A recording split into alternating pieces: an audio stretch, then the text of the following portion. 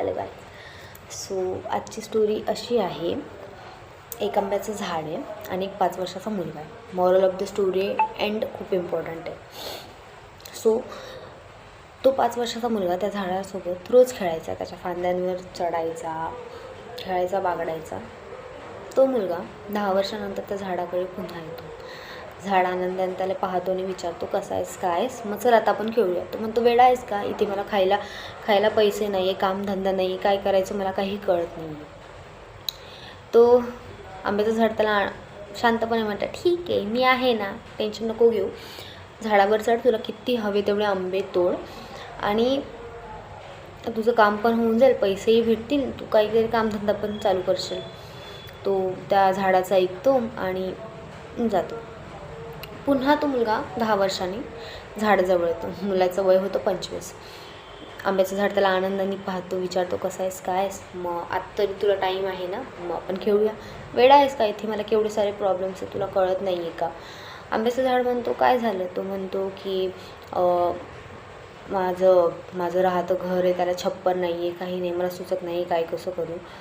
ठीक आहे ना, मी आहे ना, माझे झाडाचे फांदे आहेत ते तोड, तुला हवं तेवढे फांदे घेऊन जा, तुझ्या घरावरचे टाक, छप्पर भेटून जाईल तुला, सध्या तुझं काम होईल. तो पुन्हा झाडाचं ऐकतो, तसंच करतो. मग पुन्हा 10 वर्षांनी तो मुलगा त्या झाडाजवळ येतो आंब्याचं झाड पुन्हा त्याला विचारतो, कसा आहेस, काय आहेस. तो पुन्हा म्हणतो की मला खूप सारे प्रॉब्लेम्स आहेत, तुला नाही समजणार मी काय करू वगैरे. आंब्याचं झाड त्याला विचारतो, काय झालं, मी आहे ना, सांग. तर तो मुलगा जातो. पुन्हा तो 65 वर्षांनी त्या झाडाजवळ येतो. झाड त्याला विचारतो, कसा आहेस, काय आहेस, आणि तो आत्ता का आला आहे.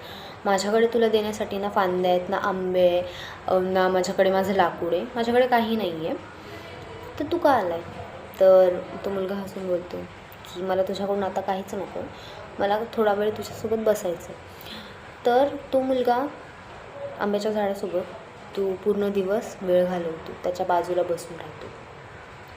आंब्याच्या झाडाला काय हवं होतं, त्याला फक्त तेवढंच हवं होतं की यांनी माझ्यासोबत टाईम स्पेंड केला पाहिजे.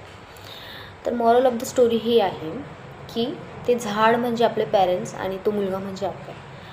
आजपर्यंत कितीही कडकी आली असेल तर आपल्या पॅरेंट्सने पहिला आपला विचार केला की नाही, तुम्हाला हवं आहे घेऊया, तुम्ही खुश तर आम्ही खुश. कुठलाही सण आला, दिवाळी, गणपती उत्सव, कोणताही सण, ते काय म्हणतात, ठीक आहे, तुम्हाला कपडे घेऊया, तुम्ही खुश तर आम्ही खुश. सो आपण आपल्या पॅरेंट्सची रिस्पेक्ट केली पाहिजे. थँक्यू.